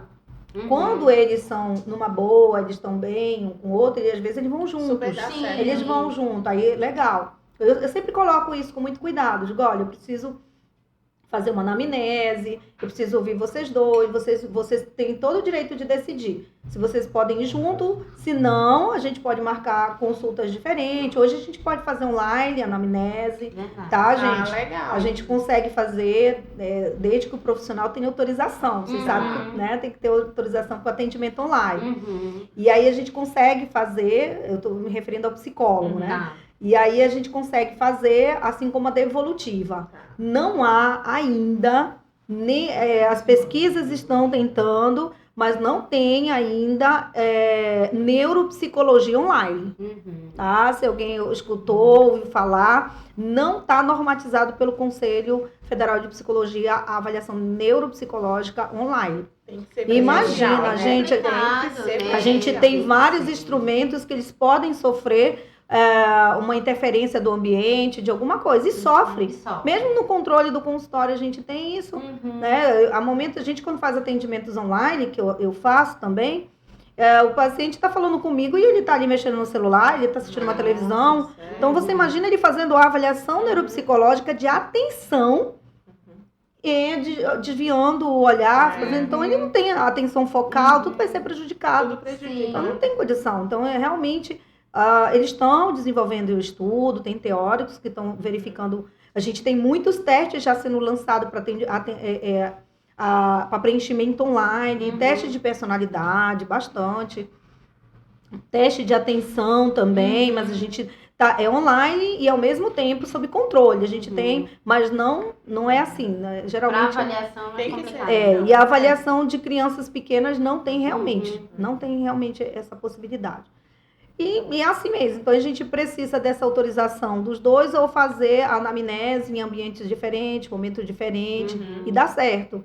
Né? Eles são super colaboradores, também com os instrumentos complementares, que geralmente eu mando para mando para os outros. Né? De repente, são perguntas e respostas. São vários questionários. A gente tem escalas, tem questionários. De repente, eu tenho uma suspeita de TDAH, então eu tenho escalas de TDAH, que aí eu envio para os pais. Eles podem levar algumas fichas do desenvolvimento para medir os marcos do desenvolvimento, às vezes eles conseguem levar. Porque se ele for, porque se ele for, é por isso que eu digo que às vezes tem avaliações que duram, por exemplo, 15. Por quê? Porque a neuropsicóloga prefere não entregar para eles levarem para casa. Ela prefere fazer em forma de uma entrevista com eles. E aí ela vai sentindo. E eu acho que isso tem um valor bem legal, porque às vezes eles não entendem o comando da questão. E às vezes dão uma resposta que não está dentro daquilo que poderia ser. Então, às vezes a gente tem essas interferências. Mas outras, como eu também, eu uso instrumentos que eu sempre digo são bem instrutivos e eu deixo bem claro. Se você não entendeu, deixa em branco que a gente vai sentar e vamos resolver juntos. Então, assim, vamos dizer assim, no resumo, né? No resumo, são usados basicamente esses passos, né? Até mesmo porque parece muito, assim, às vezes, coisas do outro mundo. A pessoa não sabe, como eu falei, né? Abri a minha fala lá no começo, dizendo que as pessoas confundem, né? Confundem o profissional. Então, esse é o trabalho do neuropsicólogo. Esses são os passos da avaliação psicológica e o que vai para essa avaliação. Dentro dessa avaliação a gente pode o que, Rose? Avaliar se tem ali um caminho, um apontamento, uma hipótese diagnóstica o quê? De autismo, o que mais?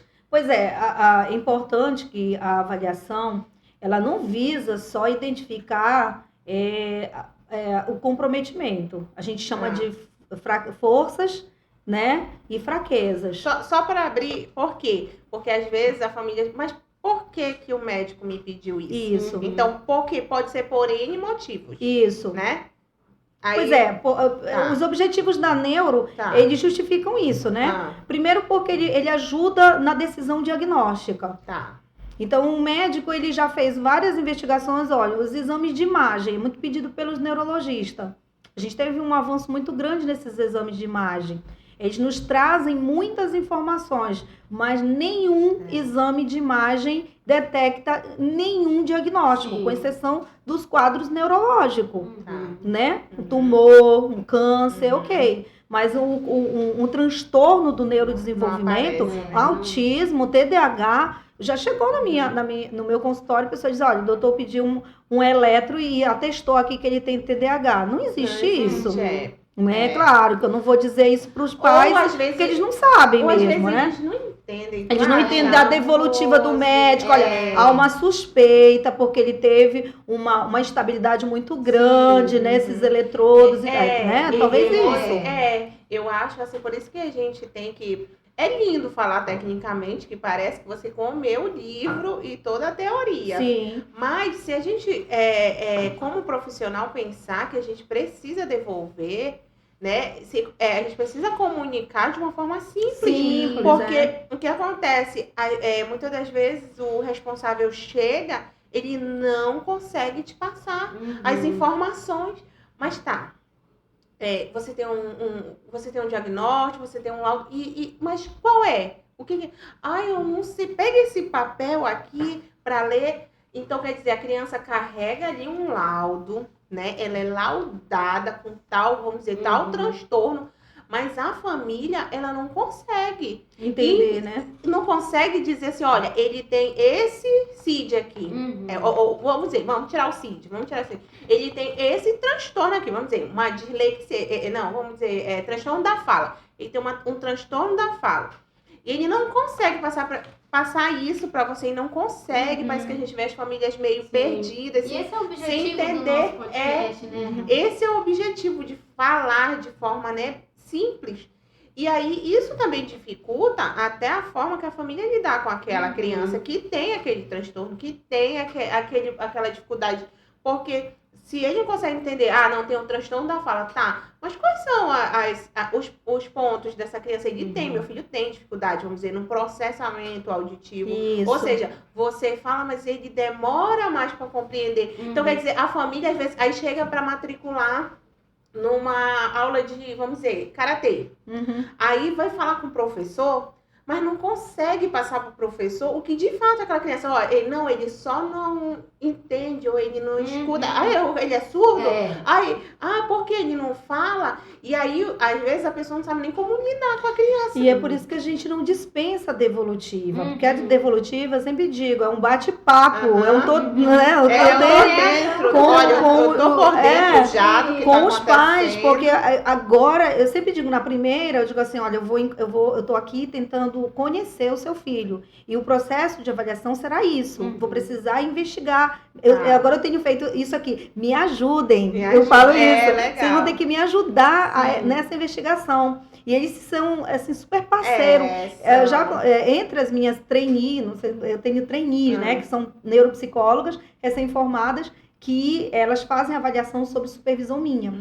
E uma das minhas trainees, ela teve muita dificuldade com os familiares, que eles reclamavam das escalas que ela passava para eles. E aí eu não entendia por que isso, porque eu não passo por isso. E aí depois eu sentei com ela e eu disse assim, sabe o que acontece? Você tem que chamar eles para ser seu parceiro.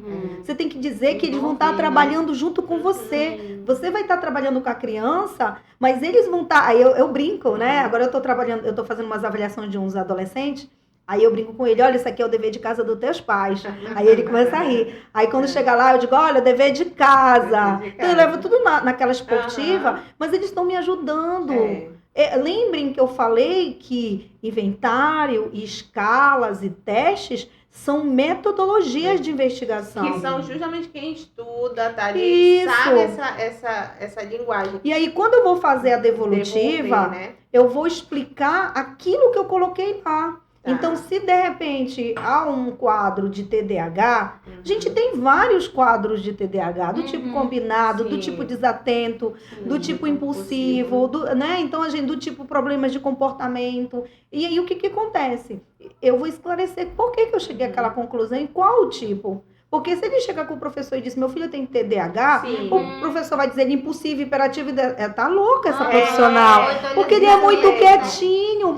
Como é que ele Essa tem criança isso? aí, Né? Mas aí sim. o déficit de atenção, eles são quietinhos. Exatamente. São muito bonzinhos. Uhum. Né? E realmente a dificuldade dele está na captação de Uhum. estímulos auditivos e uma outras Aí questões. aí, por exemplo, até o pai mesmo, a família tem que orientar o professor quando ele estiver muito lá, ele foi embora, que é o desatento, traga ele para perto, Uhum. porque ele já foi, se uma vez que ele tá prestando atenção, ele Já foi. tava Então, quer jogando. dizer, é quando a família consegue entender, Isso. certo? Ela procurou, ela caminhou nesse caminho dessa avaliação, teve uma devolutiva clara Isso. e ela entendeu. E ela entendeu até mesmo para aplicar no dia a dia, Uhum. Isso. né? No dia a dia de saber como falar. Porque, tá, aí a criança sai de lá com uma avaliação, tá, do TDAH, já sai assim no teu relatório? Sugestivo A sugestão, TDAH. sim. Tá. Sim, a gente pode colocar a sugestão do diagnóstico, se for TDAH, se for transtorno, dependendo da situação, tipo quando os pais estão precisando da entrada na escola e tudo, às vezes eu até coloco o CID, Uhum. mas recomendo que eles vão ao médico, Tá. e porque também tem o encaminhamento para intervenção. Sim. E nesse encaminhamento, eu sempre digo assim, a gente está enxugando. Tipo, eles chegaram com a queixa sempre, a maioria das vezes, queixa de autismo. Tá. Vem com suspeita de autismo. autismo. E aí a gente consegue visualizar que não quadra no diagnóstico de autismo. Levando em consideração que eu já tenho um trabalho antigo, a gente consegue identificar realmente se existe ou não a hipótese de TEA. Uhum. Não tendo, quais hipóteses ficou aqui?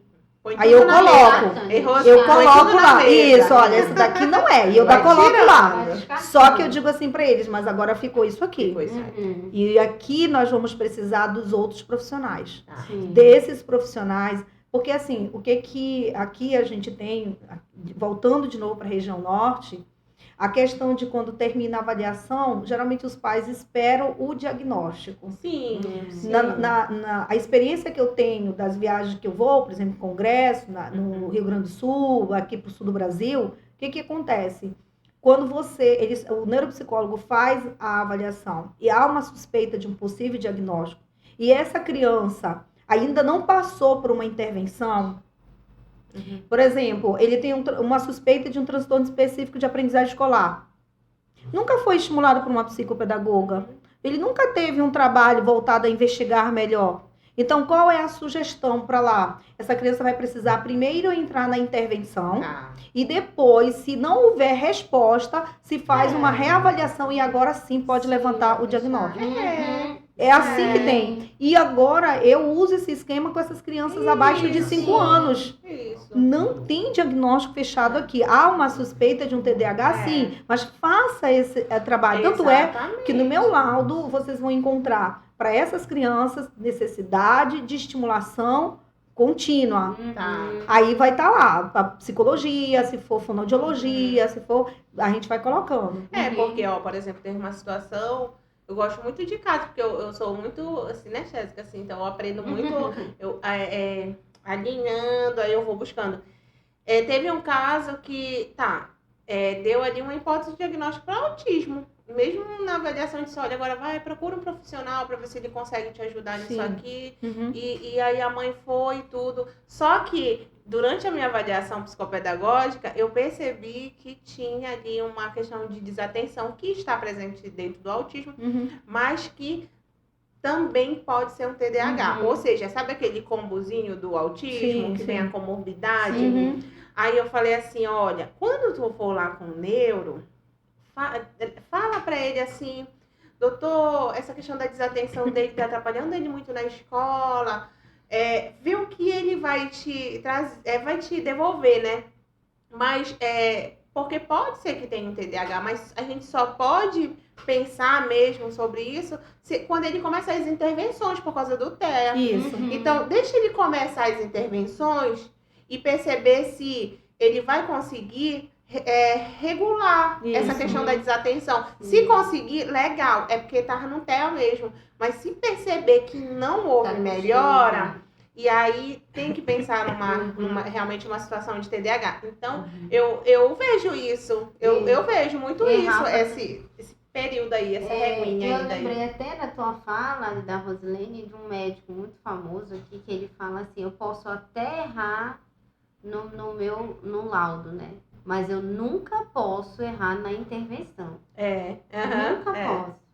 Então é muito interessante que vem muito da fala que tu tá colocando, né? É porque também... Estimular. E outra Estimular. coisa, há laudos Estimular. que pode modificar. Sim. Né? E às vezes a família fica triste porque o médico deu um laudo e depois de uns 5 anos a criança foi reavaliar e não é mais aquele. Mas então, gente, era uma hipótese diagnóstica e precisava da intervenção, Sim. né? E aí, neste Foi caso, contra a regra, e então. aí há possibilidades de mudança. Agora tem uma coisa importante que as pessoas precisam entender, tipo o quadro de TEA. Obviamente que ao longo do desenvolvimento há mudanças nesse diagnóstico, haja vista dependendo da forma que houve a intervenção, né? Então, se aquela criança foi exaustivamente trabalhada, ela vai melhorar. Com certeza. Né? E, Rose, até nesse caminho diagnóstico, o que acontece? A família não tem, só vem com a queixa da criança, e aí a família não tem o direcionamento, não sabe o que é TEA, não sabia que o TEA estava lá, e às vezes tratava o menino, menino chato, sem paciência, porque acha que é menino cheio de costume, que é aqueles rótulos, aquelas palavras, e aí o menino desenvolve um comportamento agressivo, aí não sei o que. Então, quando chega pra ti, já chega com um monte de coisa, né? É um monte de coisa. Por exemplo, tem um caso que a criança é até nível 2, aí veio carregado com laudo. DI, TDAH, dislexia, assim. Aí eu falei assim, será se ele realmente tem DI? Porque ele foi diagnosticado muito tarde no TEA. Então, talvez ele não aprendeu, não é que ele tem DI, não. Isso. É porque o TEA estava lá, ninguém viu. E ele não foi estimulado, e ele não avançou no processo Ele não avançou. de Então, aprendizado. talvez nem seja uma deficiência intelectual quando eu falo DI.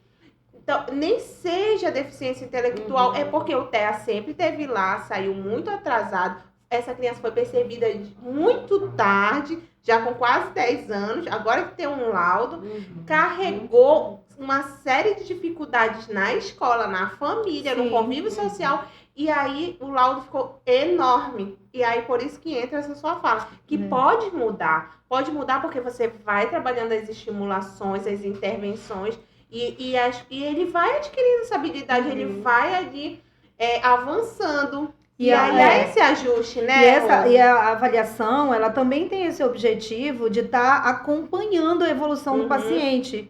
Então, ele fez a avaliação agora com 5 anos. Daqui a uns 3 anos, depois que ele passou pela fono, pela TO e tudo, ele vem repetir a avaliação, né? E aí você consegue visualizar os avanços que ele teve. E avaliar as que ainda precisam ser potencializadas. Aí a Rose vai, né? Não, olha, vou dar o encaminhamento agora. Vai contar o profissional que pode ajudar ele nesse ponto. Isso. Olha como é a importância. Vocês vão ver a Rose no começo, vão ver lá na frente. Né? E tem acontecido isso, né? Eles ficam para saber. Justamente pra gente passar essa informação que não é só aquela pronta e acabou. Você nunca mais vai passar por esse caminho da neuropsicóloga. Não.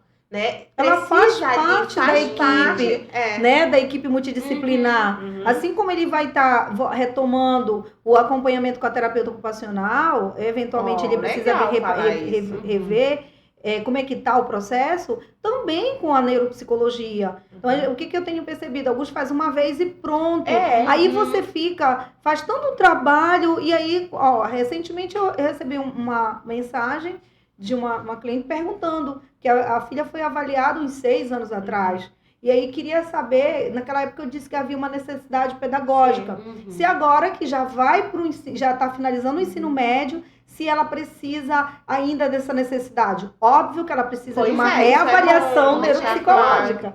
Porque agora vai ver o que foi trabalhado e o que ela ganhou. Né? Eu já acompanhei um jovem com autismo, que ele começou comigo com 11 e está com 27 anos. Uhum. E ele é famoso aí, né? O Lucas. Eu gosto de citar ele, porque ele é um espetáculo. O HQ? Isso mesmo. Eu acompanhei ele toda a adolescência. E todo o processo de entrar no ensino médio e entrar na faculdade. Uhum. Então, naquela época que ele entrou, ninguém acreditava que um autismo, um autista podia entrar na faculdade. Imagina, esses pais passaram por muitas situações. E eu lembro de eu conversando com a psicóloga da universidade, né? Ela ficou meio assim, como que ela ia trabalhar com ele lá e tudo. E eu dizia assim, tem muito que a gente pode trabalhar. E ele fez. Ele começou fazendo uma graduação, não deu certo, porque não era bem o que estava dentro, mas lá dentro mesmo ele mudou e ele finalizou e tá aí, um rapaz, né? Outro autismo, outro ponto do papel da neuropsicóloga. Olha aí, fazer essa intermediação, né? Isso. Outro ponto, né? Então é extremamente importante essa reavaliação, para a gente entender. Geralmente a reavaliação ideal que seja com a profissional que fez a primeira. Tá. Por quê? Porque ela vai replicar aquele teste. Claro que pode acontecer daquele teste já ter saído de função, ele já não está mais sendo utilizado. Só que assim, o Conselho Federal de Psicologia, na normativa do SATEPS, o que ele tem colocado? A validade dos testes é 15 anos. Então você tem, dentro de 15 anos dá para fazer a avaliação. Sim. Então, o teste dura bastante. Pois ele consegue fazer com a mesma profissional, porque ela vai ter aquele olhar de quando ele estava e olhar do não. Eu vi situações que aconteceram comigo assim que eu fiquei, né? É tu mesmo? Ele veio comigo com um quadro de TDAH, um comprometimento bem grave. E na ocasião, eu identifiquei que ele tinha uma possibilidade de algum problema auditivo. Pensei em um transtorno de processamento, que dava. Mas ele voltou, eu encaminhei para o otorrino e tudo, quando com pouco tempo eu recebi a notícia que ele tinha uma perda auditiva, bem significativa de ambos, era bidirecional, né? E aí o que aconteceu? Ele entrou em tratamento, colocou o aparelho, fez o atendimento, as orientações que eu passei para eles. 3 anos depois ele volta. Surpresa! Ele batia o teto de todos os testes. Nossa, olha. O que foi a minha hipótese diagnóstica logo no contato? Uma suspeita de altas habilidades. E foi finalizado com altas habilidades. Olha, então, era alguém com um problema, com um quadro de um transtorno do neurodesenvolvimento que não era. Ele não tinha TDAH, ele tinha deficiência auditiva. E aí, com a correção do problema, a aptidão intelectual dele apareceu. É aquilo que você fala. Eu falo que esse menino, ele não ouve. Totalmente desatento, aí associa o TDAH e era porque e esses pais assim ficaram muito irradiantes, porque assim, foi um salto em 4 anos na vida do filho deles. Habilidade, e eles disseram, eu já tinha levado em vários profissionais e diziam que ele tinha TDAH. E Rose, é interessante a gente estar falando disso, né? Porque o diagnóstico ele não é taxativo, né? Ele como não existe, ou uma hipótese diagnóstica não é taxativa, porque aí era uma hipótese. Era uma hipótese. Exatamente. Viu? Se eu vinha só para confirmar, né? Investiguei outra coisa e hoje a vida dele é diferente. Aí eu digo, você é um especial. A gente ia perder esse alta habilidade, a gente ia perder na sociedade, né? Então, por isso, eu falo, né? Um tema que a gente organizou, porque a gente precisava falar sobre esse profissional, né? Que aqui a Rose representa aí vários profissionais, né? Ela tá aqui representando aí essa profissão. Representando aí a importância dessa profissão, né? Então, assim, a gente quer te agradecer muito, né? Por isso, a Rose vai voltar com a gente. Com certeza. Olha, porque a gente tem muito assunto. E assim, né? Qualquer dia também quero convidar vocês, né? A gente tem a Multiclin aqui na Ananindeua, né? Multiclin Terapias, que eu sou proprietária de lá também. Rose, a Multiclin? Ela fica aqui na cidade de Nova 3, né? SN11, né? Deixa a roupa dela, né? Se o pessoal quiser ir lá seguir no Instagram. Isso, né? Então, o Instagram. No Instagram deles, como é que tá escrito? Multiclin Terapias Integradas, né? Sigam lá, sigam lá.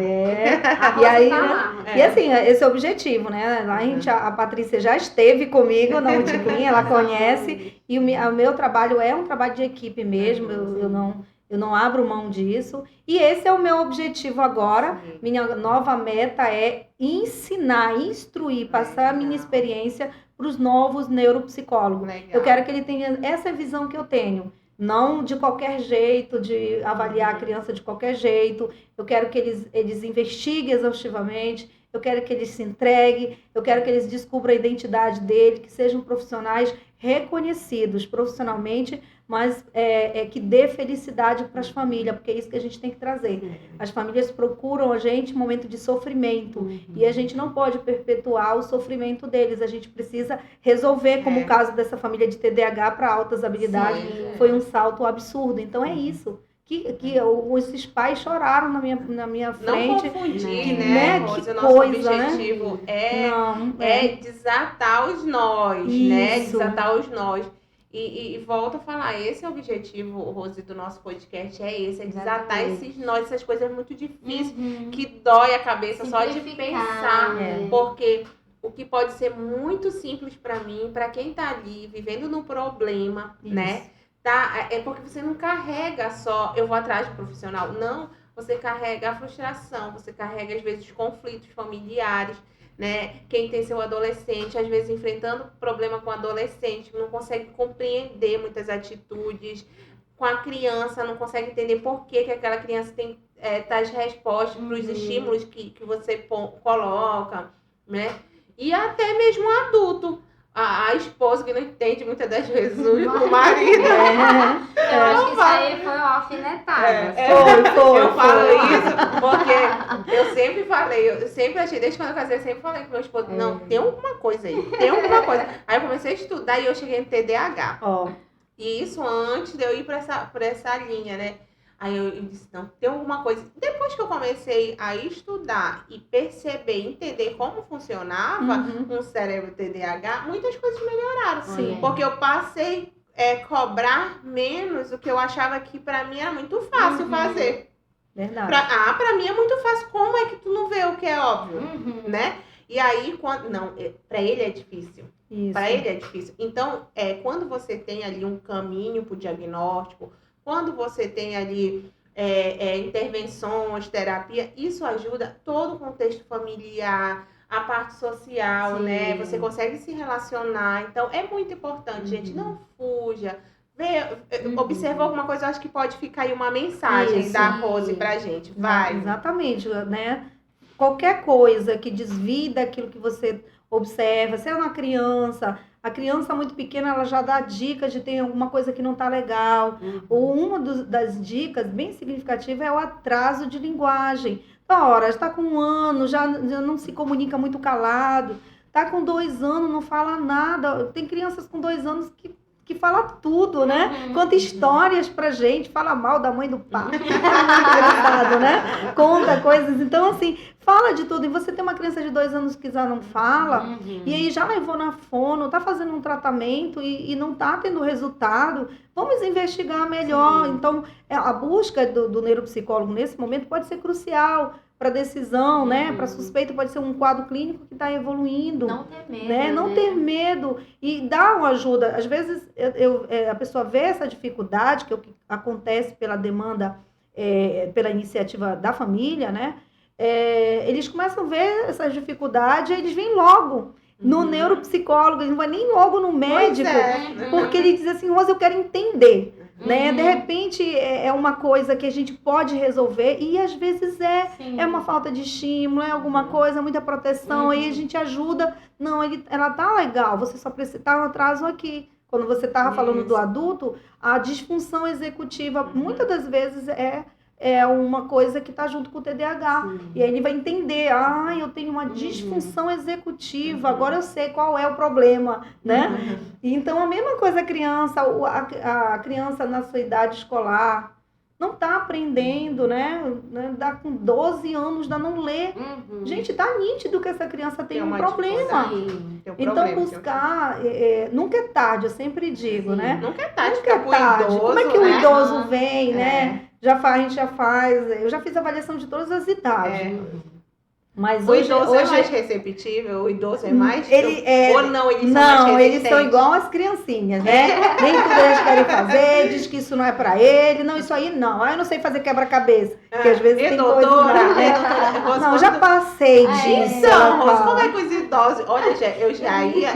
Gente, da outro outro podcast podcast, aqui. dá. Mas só pra finalizar, e quando chega lá o idoso, vamos montar esse quebra-cabeça, como eles recebem isso, Rose? Né, ele sempre entende assim como um desafio, né? Eu coloco como um desafio. Né? E até eu quero dizer para vocês que hoje eu encaminho. Como eu trabalho com uma equipe de neuropsicólogos, eu costumo fechar com aqueles que eu estou atuando mais. Então, hoje eu trabalho com os pré-escolares, de 2 aos escolares de até 17 anos. E forma pessoal. É minha faixa etária de trabalhar, é dos 2 aos 17, 18 anos. Mas na Multiclean, Multiclean, né? nós temos colega que trabalha com os escolares e temos colegas como a Sônia Bezerra, um abraço para ela, né, que trabalha com os adultos e idosos. Ela gosta, né? A gente está agora com 2 neuropsicólogas e já fazendo a formação, né, a Joyce e a Edna, que tem a Joyce com a ideia de trabalhar com os idosos e a Edna com os pré-escolares. Tudo lá dentro da Multiclean, né? Elas chegam e elas são contaminadas por mim. Eu acho que eu sou pior. Eu contamino elas. Olha, a gente quer te agradecer novamente. Obrigada, obrigada. Muito gostoso. Poxa, tudo foi gostoso aqui, né? É o bolo. Tita, tá uma delícia esse bolo. É o bolo. A pizzaria Degustatori. A gente vai comer, viu? É porque elas estão fingindo costume, gente. A gente fala, a gente come. Agradecer novamente a presença da Rosilene. Obrigada de coração. Se vocês quiserem, pode seguir lá a Rosilene no Instagram, Multiclean. Agradecer a vocês por estarem aqui conosco, dizer que a gente está muito feliz e que é muito importante em todo esse processo de neurodesenvolvimento, da saúde, da educação. Nós estamos... Tô dentro! Tchau, pessoal! Tchau, gente. Tudo de bom. Vendo?